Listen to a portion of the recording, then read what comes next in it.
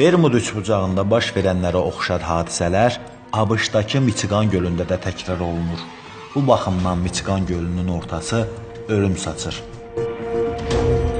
Michigan gölündə müəmmalı yoxa çıxma hadisəsi ilk dəfə 1937-ci ildə qeydə alındı. 1937-ci il aprel ayının 28-də McFarland yük gəmisi Pensilvaniya ştatının Air limanından Wisconsin ştatının Port Washington limanına yola düşdü.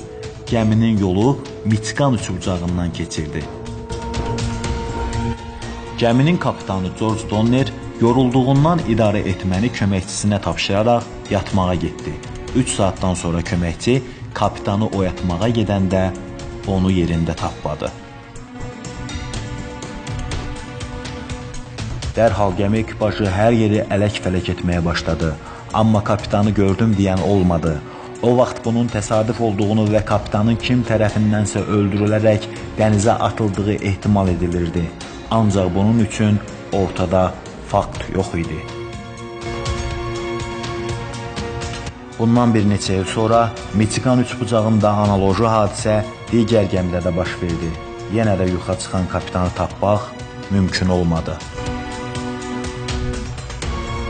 Ötən əsrin 40-cı illərində isə Michigan üzərində uçan təyyarələrin səssiz-səmirsiz yoxa çıxmaları qeydə alındı. Eyni hadisə gəmilərlə bağlı da baş verdi.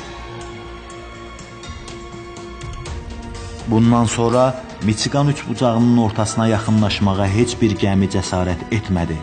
Gəmilər gölün ortasında deyil, onun sahilləri üzrə getməyə daha çox üstünlük verirlər. Michigan üçbucağının da sirri açılmamış olaraq qalır.